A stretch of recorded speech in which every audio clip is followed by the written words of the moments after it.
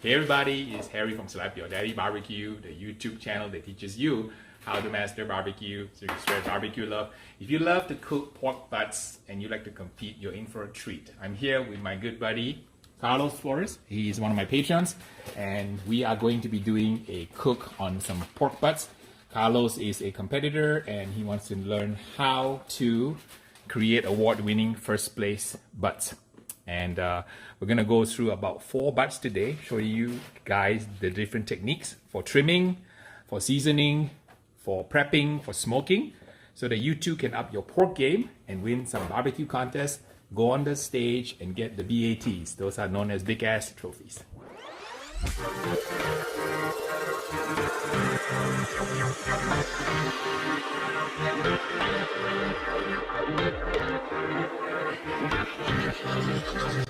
Well, Barry, as you know, I served in the Marine Corps for 8 years, and one of those things that I enjoy is cooking for veterans. I'm still part of an organization that's for Marine veterans, and also for the American Legion.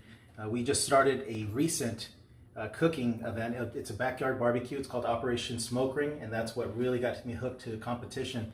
And because of that, now I want to go out and spread the barbecue love to everybody, as many veterans as we can. We started our own veteran organization competition team called Semper Smokin'. That's all. Semper. Semper Smokin'.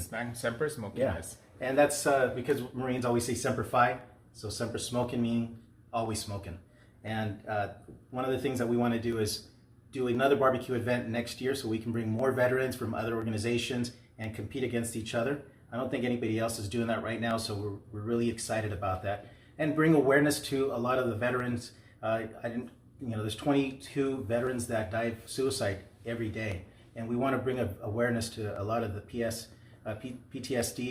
veterans, and that there's other avenues in escape, that you can do something like cooking, and it really does help you, get better, and you enjoy it. It's a hobby. And that's what we want to do. We want to just spread that barbecue love to a lot of the veterans and their families as well. So hopefully you guys see us at the next event, at the next competition, and come and support us.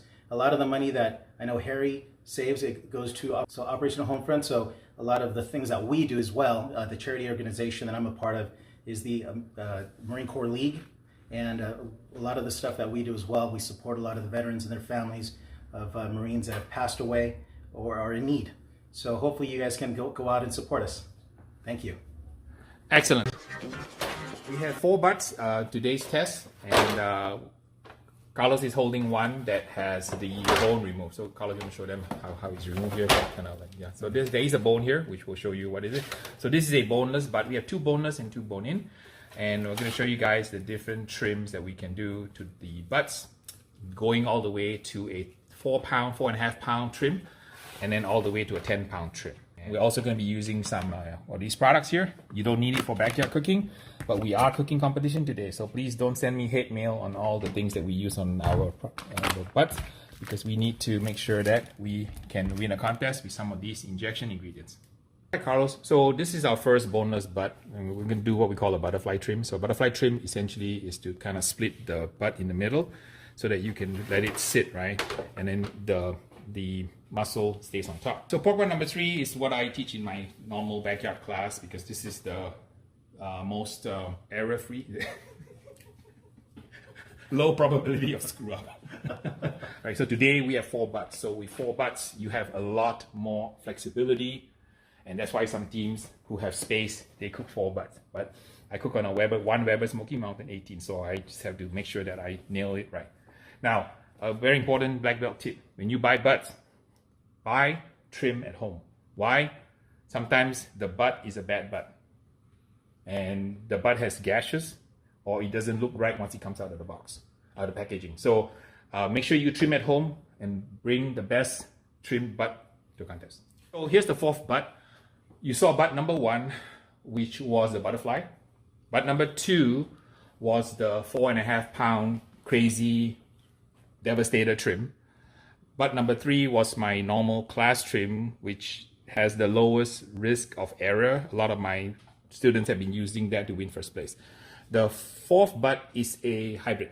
So it's a little bit on the extreme of the 4.5, completely devastated pork butt, all the way to the other end, which is the pork butt whole. So I'm going to show this one how it's done. Moving on to the next stage, Carlos has made 4 different injections. Bought some syringe here from my good buddy David Busca of Butcher Barbecue, and he's using the correct needle, which I've told you guys before is a black belt tip. And he's going to inject it in about 1-inch increments. As he injects, he's going to withdraw the needle. Inject, withdraw, inject, and withdraw. So let's finish. Okay, and then move over. Move over to the next one. Right there? Yeah, about 1 inch away, and then try to fill as much of it with the liquid. You want to pump it out like a bicycle tire so that it's all completely inflated with the liquid for maximum flavor, moisture retention. After a 2-hour marinade in the refrigerator, we're ready now to apply the products. You can apply a rub. There are thousands of rubs on the marketplace. You can use any rub you want, but I'm going to have Carlos use 2 rubs that have done well for me. Good enough for 3rd place USA in the pork category, beating out 5,000 teams. He's going to use a combination of my all-purpose and my chicken rub. The reason for this combination is the chicken rub has characteristics that I like. It's a little bit sweeter than my normal rub. I find sweet on pork works really, really well. All right, so it's been 2 hours now since we applied the rub. It was 2 hours for the marinade and another 2 hours for each rub. So this number 1 is the butterfly cut trim. Number 2 is what we call the devastator, where we knocked it down from about 10 to 5. 10 pounds to 5 pounds. And number 3 is the Harry Soo trim. And number 4 is the last trim that we did. Hanging it's money the muscle. hanging money muscle. And So total of 4 hours later. 4 hours later, total of 4 hours later, and now they're going to go on the smoker. All right, about 2.5 hours later, the crust is absolutely gorgeous. There's some water. You are the boss here, so spray this one here. So Carlos is spraying it with now, I can't believe it's all butter. For those of you wondering why we don't use real butter, it's because real butter will burn. It's got solids and liquids. This is soybean oil flavored with butter. That's the secret to winning competitions. Let me recap the process. So now we finish cooking. It's between say 190 to 200 degrees. Don't worry about the temperature. 90% based on the feel of your bamboo skewer to check for doneness. The temperature is only 10% of the marker in the competition. Take it out, cut it open like this, let it vent. Wait until it drops below 170 before you put it away in your igloo or in your camper to keep warm. And then just keep it warm at around 140, 150 until you serve it. Pork butt entry happens at 1 o'clock, so time accordingly.